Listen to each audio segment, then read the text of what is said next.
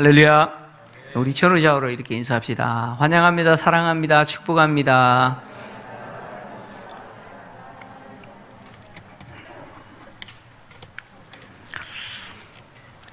지난주에 우리가 차별금지법이 왜 나쁜 법인지 그 조항들을 우리가 좀 살펴보면서 이 차별금지법이 제정되면 안 된다라는 거 우리가 보았습니다. 오늘은 또 이어서 두 번째 시간으로 교회가 왜 차별금지법이 정상적인 성행위로 정의하고 있는 이 동성애를 비롯하여 인권이라는 이름으로 보호하려고 하는 그 온갖 종류의 성행위가 죄라고 교회가 가르쳐야 되고 왜 외쳐야 되는지 주장해야 되는지 그 관련된 내용을 말씀을 통해서 좀 살펴보려고 합니다. 본문의 내용은요, 기독교 이름으로 동성애를 옹호하는 자들이 성경 속에서 동성애의 정당성을 주장하기 위해서 사용하는 아주 대표적인 본문입니다. 그래서 예수님이 가늠하다가 현장에서 잡힌 여인을 받아주시고 정죄하지 않으셨던 것처럼 예수님은 동성애자들 역시 정죄하지 아니하시고 받아주신다.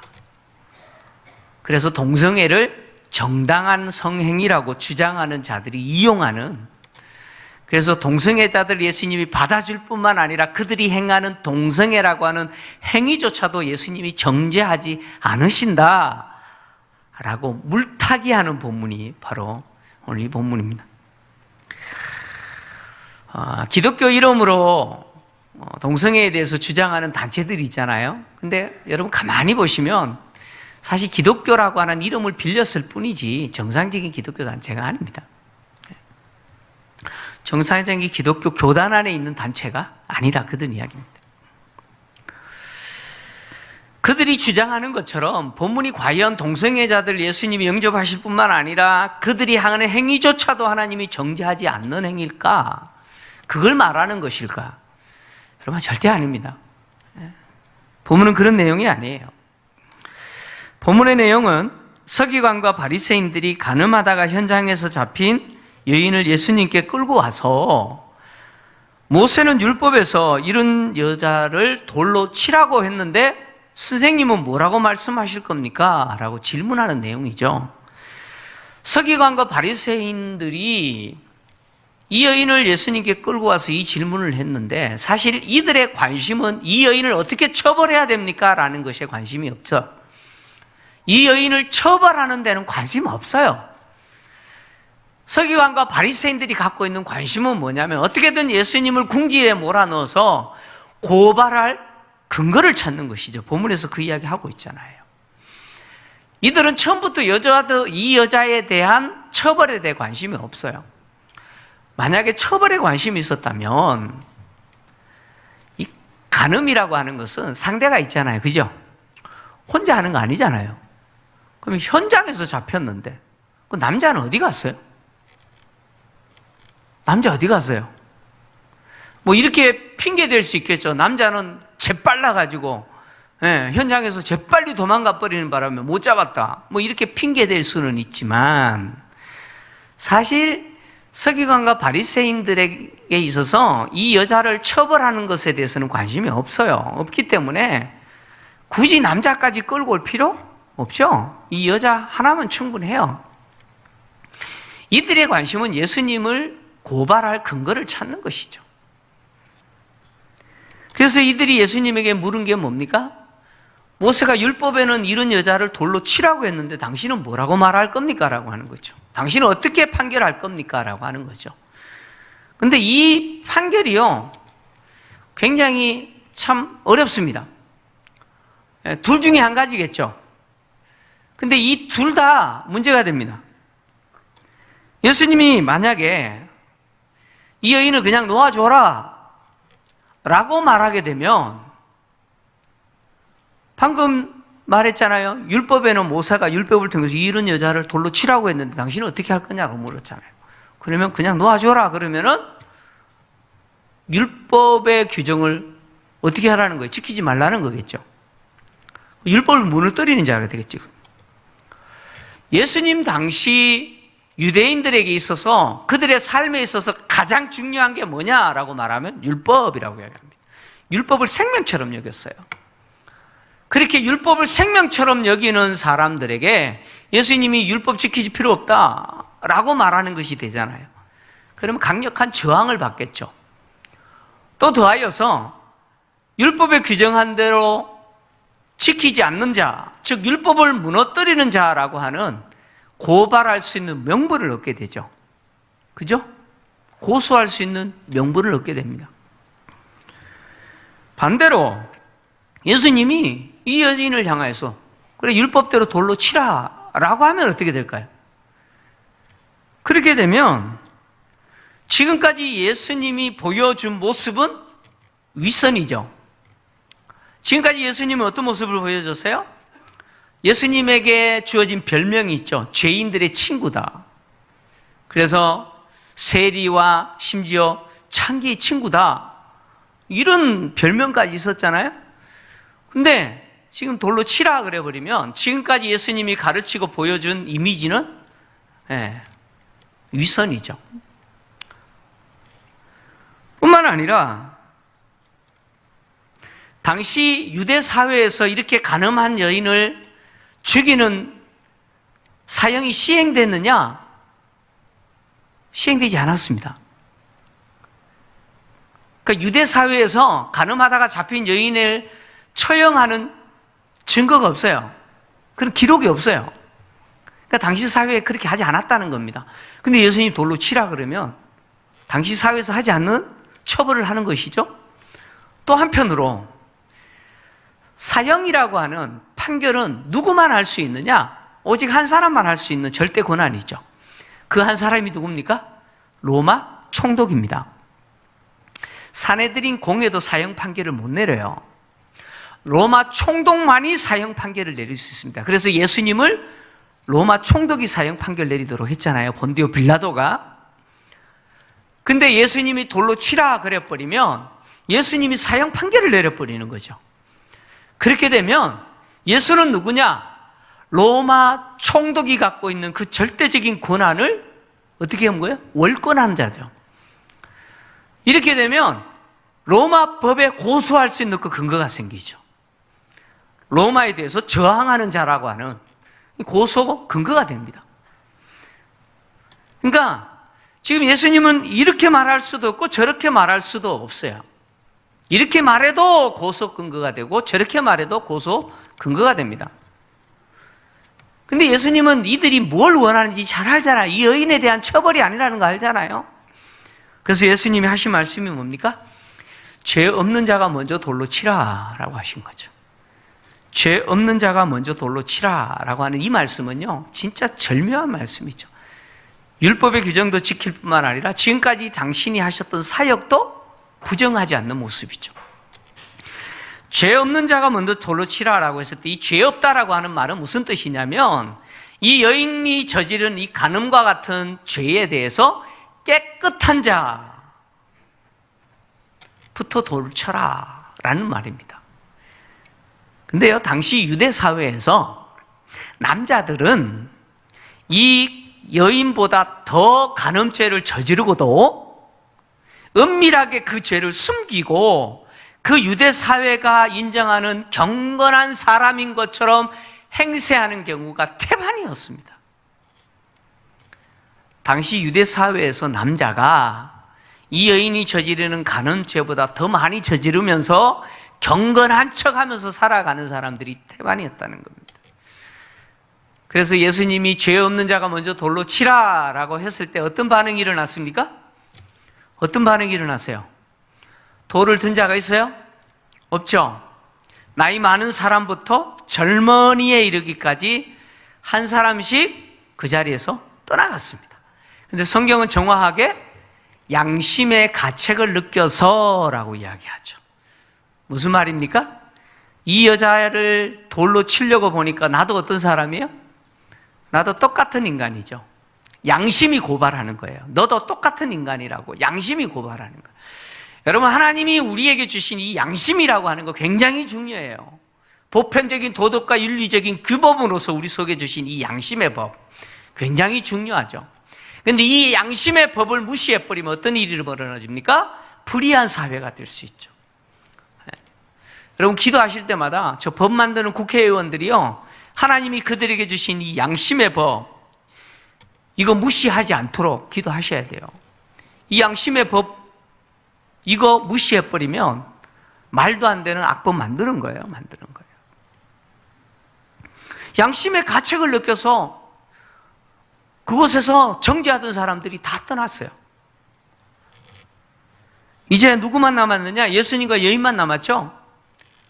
예수님이 다 떠난 것을 보시고 여인에게 말합니다. 여자야, 너를 고발하던 자가 어디 있느냐? 너를 정죄하는 자가 없느냐? 이렇게 물어요. 그랬더니 여인이 하는 말이 주여, 없습니다. 예, 주님 없습니다.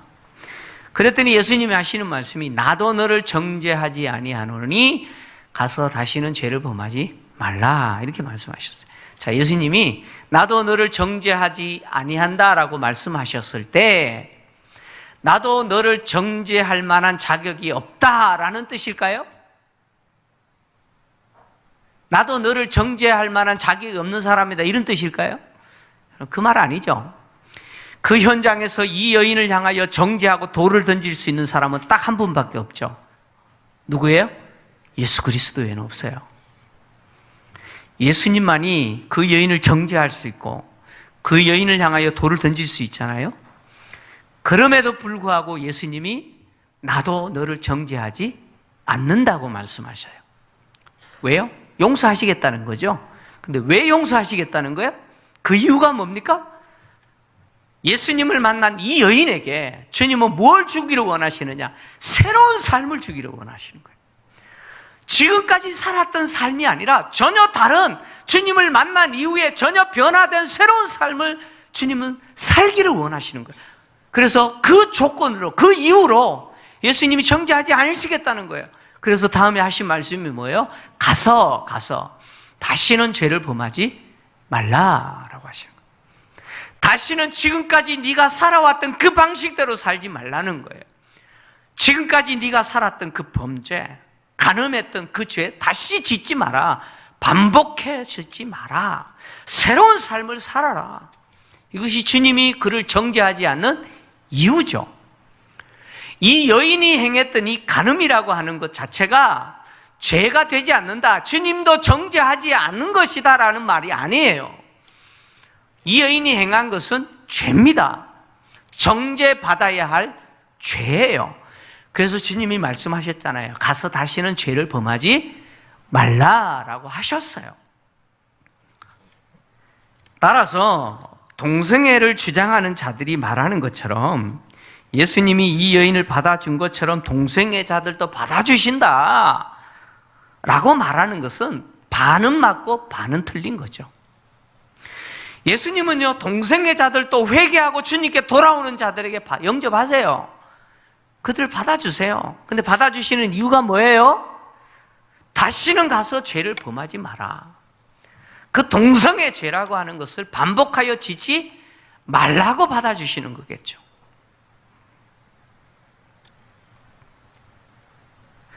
주님이 동성애자들을 용서하신다면 그 용서하시는 이유는 반복해서 동성애 행위를 해도 된다라는 뜻이 아니죠. 그 뜻이 아닙니다. 가서 다시는 죄를 범치 말라고 선언하신 것처럼 그 동성애라고 하는 죄 행위에서, 그 정죄 행위에서, 정죄받아 마땅한 그 행위에서 이제는 떠나라라고 하시는 거죠. 동성애라고 하는 것은 하나님이 정하신 창조 질서를 무너뜨리는 무서운 죄입니다. 창조 질서를 무너뜨리는 무서운 죄예요. 예수님이 결혼과 이혼에 관한 말씀을 하실 때 하나님이 사람을 창조하시면서 정한 질서가 뭔지를 정확하게 말씀하셨어요. 마태복음 19장 3절에서 6절을 좀 같이 보겠습니다. 한번 같이 읽을까요? 시작. 바리새인들이 예수께 나와 그를 시험하여 이르되 사람이 어떤 이유가 있으면 그 아내를 버리는 것이 옳으니까? 예수께서 대답하여 이르시되 사람을 지으신 이가 본래 그들을 남자와 여자로 지으시고 말씀하시기를 그러므로 사람이 그 부모를 떠나서 아내와 합하여 그 둘이 한 몸이 될지니라 하신 것을 읽지 못하였느냐. 그런즉 이제 둘이 아니요 한 몸이니 그러므로 하나님이 짝지어 주신 것을 사람이 나누지 못할지니라 하시니. 예수님이 분명히 말씀하시기를 하나님이 인간을 창조하실 때 생물학적으로 남자와 여자를 창조하셨다는 거예요.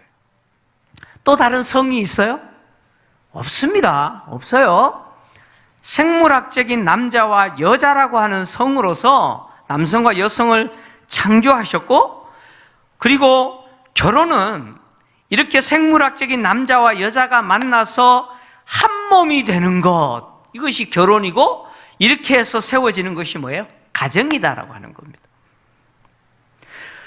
그리고 하나님이 이렇게 짝지어 주신 것을 사람이 나누지 못할지니라 라고 선언하신 것은 하나님이 정하신 그 질서를, 하나님이 정하신 그 법을 인간이 자기가 좋은 대로 마음대로 바꿔도 된다는 말이에요? 절대 안 된다는 이야기입니까?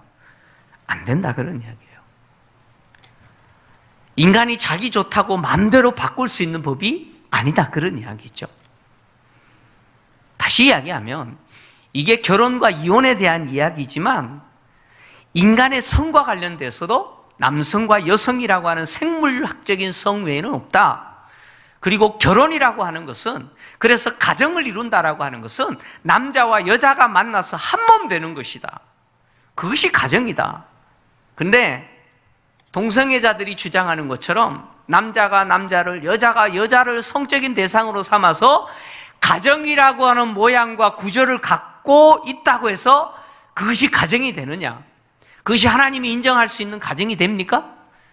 하나님이 인정하시는 가정이 됩니까? 아니다 그런 이야기예요.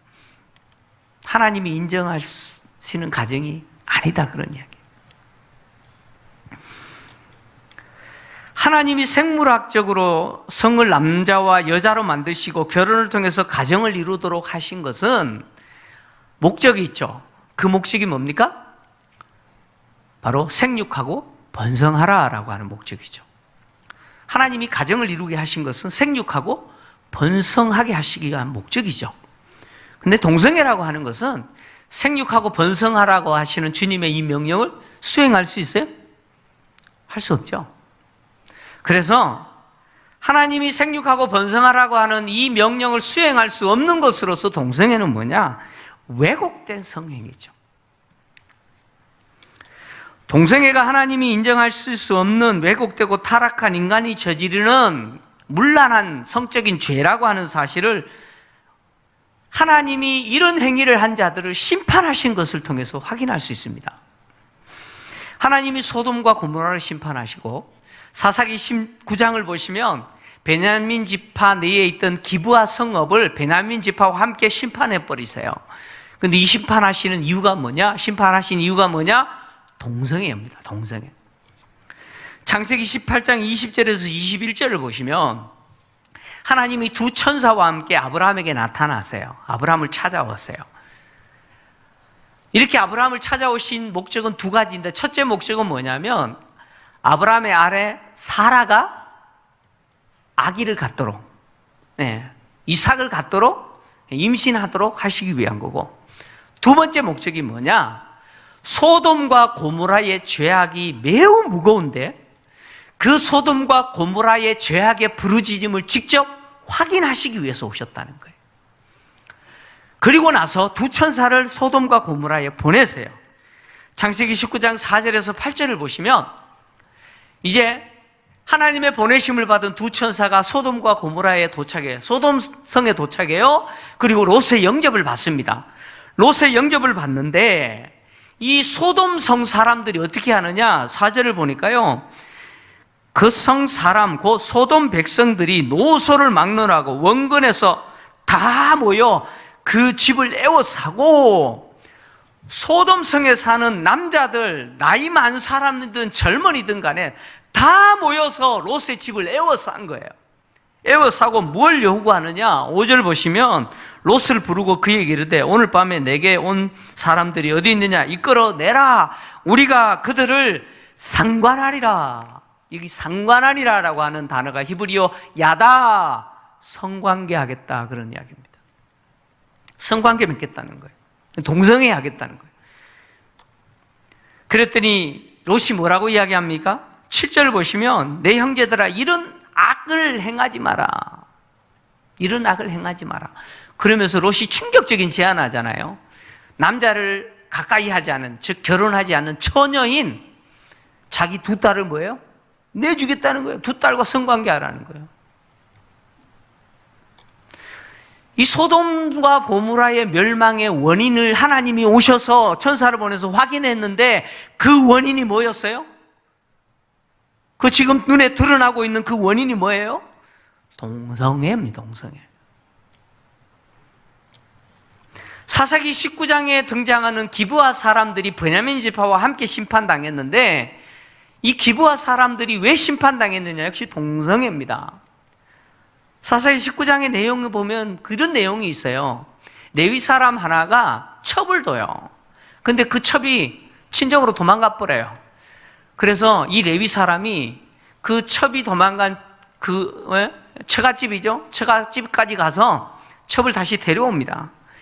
데려오는 과정에서 기브아에 잠깐 머물게 되는데, 해가 져서 기브아에 머물게 되는데 자기를 영접하는 사람이 없어요. 근데 마침 에브라임 사람이 그곳에 사는 아주 노인인 것 같아요. 그 사람이 이 레위인과 첩을 발견하고는 자기 집으로 영접해요. 그랬더니 그 기브아에 사는 불량배들이 그 밤에 그 집을 덮쳐요. 덮치면서 사사기 19장 22절 보면 이렇게 이야기합니다. 그들이 마음을 즐겁게 할 때에 그 성읍의 불량배들이 그 집을 에워싸고 문을 두들기며 집 주인 노인에게 말하여 이르되 내 집에 들어온 사람을 끌어내라. 우리가 그와 관계하리라. 야다하리라. 성관계하리라. 동성애하리라. 이렇게 이야기합니다. 결국 어떻게 되느냐? 이 레위인이 첩을 내줘요. 그래서 그 첩이요 밤새도록 성폭행 당하다가 새벽녘에 죽어버려요. 이 일 때문에 어떻게 됩니까? 베냐민 지파가, 나머지 11지파가 이 기브아 사람들, 그 불량배들 내놓으라 그랬을 때 베냐민 지파가 거절하면서 전쟁 벌여버려요. 그래서 11지파와 베냐민 지파가 전쟁하잖아요. 이 전쟁 때문에 베냐민 지파가 거의 몰살당합니다. 남자만 600명만 겨우 남고 다 죽어요. 하나님의 심판이죠. 성경은 이런 성적인 타락, 특히 동성애를 비롯하는 이런 성적인 타락이 하나님의 심판의 원인이라고 분명히 이야기합니다.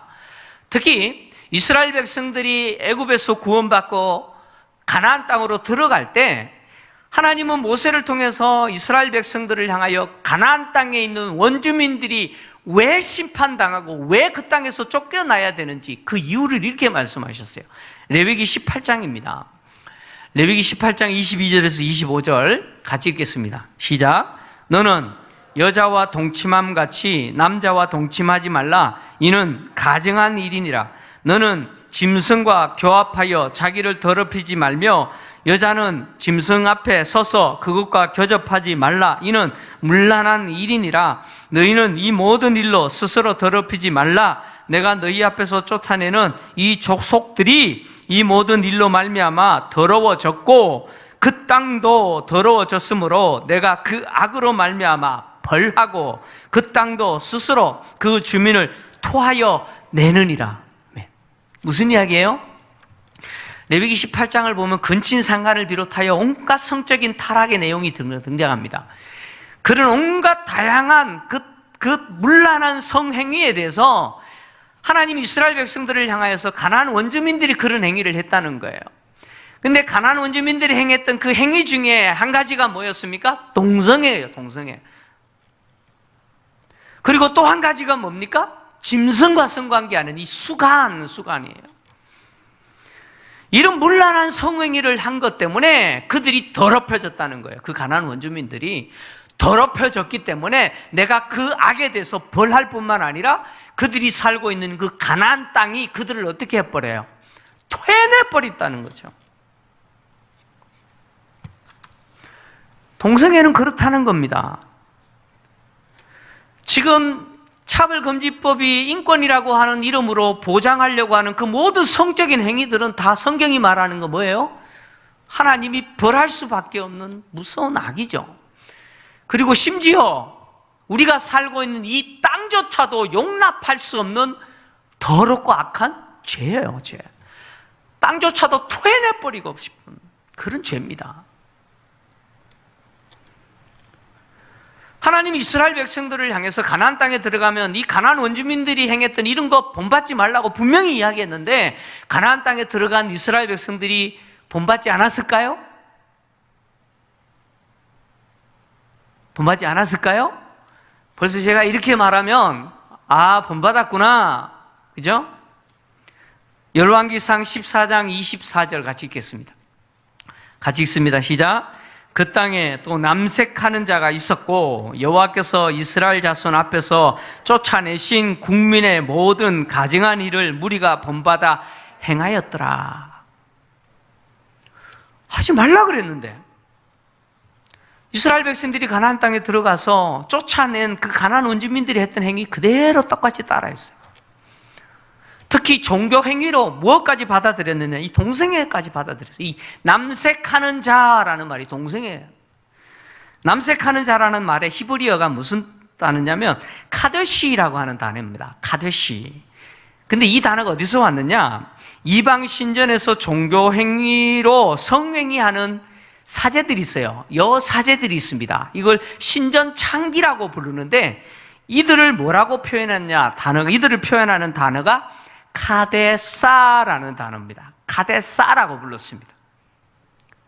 근데 이 이방인들이 그들의 신전에서 이 카데사를 둬서 성행위를 했는데 이스라엘 백성들이 똑같이 그것을 닮아가지고 종교행위로 신전 안에 남자와 여자를 성행위하는 자로 두는 거예요. 사제를 두는 거예요.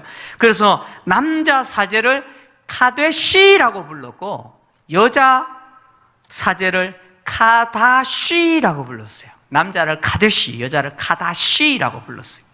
근데 이 남자 사제가 하는 일이 동성애입니다. 동성애예요. 특히 학자들에 의하면 아주 어린 소년들을 둬서 이 행위를 남색하는 행위를 하게 했다라고 이야기합니다. 결국 이스라엘 백성들이 그 약속의 땅에서 쫓겨날 수밖에 없었던 이유가 뭐예요? 가나안 원주민들과 똑같이 성적으로 타락한 거예요. 그 땅이 토해내버릴 수밖에 없죠. 하나님의 심판밖에 없는 거죠. 바울은 로마서 1장에서 남자가 남자를, 여자가 여자와 성관계를 갖는 이 동성애는 하나님을 떠난 인간이 자기 마음대로 살도록 내버려둔 우상숭배와 같은 뭐예요? 죄라고 이야기하죠. 그래서 로마서 1장 23절에서 26절을 보면 바울이 이 이야기 하잖아요. 이거 제가 설교한 적이 있어요. 썩어지지 아니하는 하나님의 영광을 썩어질 사람과 새와 짐승과 기어다니는 동물 모양의 우상으로 바꾸었느니라. 그러므로 하나님께서 그들의 마음의 정욕대로 더러움에 내버려 두사 그들의 몸을 서로 욕되게 하게 하셨으니 이는 그들이 하나님의 진리를 거짓으로 바꾸어 피조물을 조물주보다 더 경배하고 섬김이라. 주는 곧 영원히 찬송할 이시로다. 아멘. 이 때문에 보세요. 하나님께서 그들을 부끄러운 욕심에 내버려 두셨으니 곧 그들의 여자들도 순리대로 쓸 것을 받고 영리로 쓰며 그와 같이 남자들도 순리대로 여자 쓰기를 버리고 서로 향하여 음욕이 불릴 듯하며 남자가 남자와 더불어 부끄러운 일을 행하여 그들의 그릇됨이 상당한 보응을 그들 자신이 받았느니라. 결국 동성애는 뭡니까? 하나님을 떠난 인간이 하나님이 그냥 내버려 두신 그 우상 숭배로서 순리가 아닌 영리로서, 그죠? 여자가 여자와 남자가 남자와 더불어 벌이는 부끄러운 행위잖아요. 바울이 왜 이 로마서 1장을 통해서 유대인이 죄인일 뿐만 아니라 세상의 모든 인간들이 다 죄인이라고 말하면서 이 죄를 지적하면서 이 동성애를 지적했느냐? 그 이유가 있습니다. 그 이유는 로마가 지배하는 세상이 동성애가 만연했기 때문에 어떻게 보면 이성애보다 동성애가 더 만연했을 정도로 심각했습니다. 역사적으로 보면 로마 황제 가운데 네로를 비롯하여서 무려 14명의 황제가 동성애를 탐닉했습니다. 한번 보세요. 여러분, 황제가 동성애를 탐닉하면 그 밑에 있는 사람들은 볼 거 있어요, 없어요? 볼 거 있습니까? 볼 거 없어요. 볼 거 없어요. 그 사회가 어떤 사회인지 보이잖아요? 그럼 로마 이전 시대는 어땠을까요? 로마 이전 시대 별반 다를 거 없습니다. 로마 이전 시대의 그리스 지역의 역사를 보면요, 어떤 일이 있냐면 로마 이전의 그리스 시대에 그리스 지역의 가장 강력한 도시국가가 스파르타입니다. 아마 들어보셨죠? 세계사를 보시면. 예, 스파르타인데요, 이 스파르타 군대는요 정말 강력한 군대입니다. 근데 이 스파르타의 강력한 군대를 무너뜨린 군대가 있는데 그 군대가 동성애자들입니다. 이 스파르타 도시국가잖아요. 스파르타라고 하는 도시국가의 강력한 군대를 무너뜨렸던 부대가 테베라고 하는 도시국가 부대입니다. 이 테베 출신의 고르기아라고 하는 장군이 어떻게 해서 스파르타 군대가 저렇게 강한가 연구를 했더니 몇 가지가 있어요. 그래서 그걸 그대로 자기가 가져와서 아주 특별한 정예병을 만듭니다. 300명으로 구성된 정예병을 만드는데 정확하게 이야기하면 150상으로 이루어진 동성애 부대를 만들어요.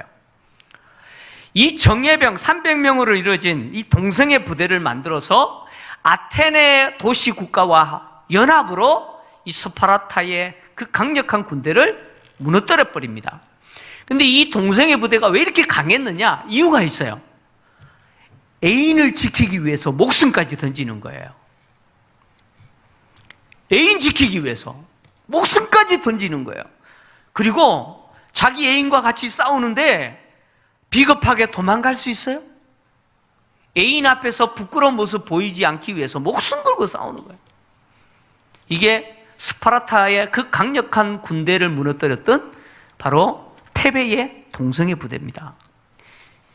이게 뭘 이야기하냐면 로마 이전의 그리스 시대 역시 동성애가 만연했다는 거죠. 이성애보다 더 만연했던 시대였어요. 그래서 이 스파르타와 테베와 그리고 테베와 연합해서 스파르타를 무너뜨렸던 이 아테네, 아덴이죠. 이 지역이 속해 있는 이곳을 바울이 2차 선교 여행 때 가서 복음 전했잖아요. 이 지역이 어느 지역이에요? 아가야 지역입니다. 아가야 지역. 마게도냐 아래 아가야 지역 아시죠? 예, 사도행전에서 우리가 배웠죠? 전혀 기억이 안 나시는 것처럼 앉아 계시네. 바로 이 스파르타, 테베, 아테네, 아덴이죠. 이 지역이 아가야 지역인데 이 지역에 세워진 교회가 고린도 교회죠. 고린도 교회입니다. 근데요, 고린도 교회를 보면 바울이 고린도 교회 안에 있는 성도들 가운데 과거에 이 동성애자들도 있었다고 이야기합니다. 어디를 보시냐면 고린도전서 6장 9절에서 11절을 좀 보겠습니다. 자, 같이 읽습니다. 시작. 불의한 자가 하나님의 나라를 유업으로 받지 못할 줄을 알지 못하느냐? 미혹을 받지 말라. 음행하는 자나 우상 숭배하는 자나 간음하는 자나 탐색하는 자나 남색하는 자나 도둑이나 탐욕을 부리는 자나 술 취하는 자나 모욕하는 자나 속여 빼앗는 자들은 하나님의 나라를 유업으로 받지 못하리라. 너희 중에 11절입니다. 너희 중에 이와 같은 자들이 있더니 주 예수 그리스도의 이름과 우리 하나님의 성령 안에서 씻음과 거룩함과 의롭다 하심을 받았느니라. 아멘. 바울이 지금 무슨 이야기하고 있어요? 고린도 교회 성도들에게 이 서신을 보내면서 뭐라고 이야기하느냐? 불의가 하나님의 나라를 유업으로 받지 못한다. 이런 일을 행하는 자는 하나님의 나라를 유업으로 받지 못한다 라고 말하면서 어떤 사람들을 이야기합니까? 여기에 보니까 여러 사람이 이야기하는데 음행하는 자도 있고요, 또 무슨 자도 있어요? 간음하는 자도 있죠? 이게 다 성적인 타락 아닙니까? 근데 여기 보면 동성애를 지칭하는 단어가 나옵니다. 탐색하는 자와 남색하는 자. 이 두 단어는 동생애를 지칭하는 단어입니다. 그래서 총신대 교수인 이한수 교수는 이 두 단어는 하나는 적극적인 동성애자를 이야기하는 거고 하나는 소극적인 동성애자를 지칭한다 이렇게 해석했습니다. 그러니까 그리스 시대에 만연했던 동성애 문화가 지금 어디까지 있어요? 이 고린도 지역도 만연했다는 거죠. 그래서 고린도 교회 성도들 가운데도 과거에 이렇게 행하는 자들이 있었다는 거예요. 근데 그들이 복음을 듣고 누구를 만났어요? 예수님을 만난 거예요. 그래서 성령을 통해서 중생하여 죄 씻음과 의롭다함을 받게 된 거죠. 근데 왜 바울이 이야기합니까? 미혹을 받지 말라라고 이야기하잖아요. 다시 돌아가지 말아라고 이야기합니다. 과거에 너희들이 저질렀던 그 성적인 타락의 행위 다시 하지 마라. 지금 바울이 그 이야기 하는 거 아닙니까? 동성애는 결코 하나님이 인정하시고 받아줄 수 있는 성행위 아닙니다.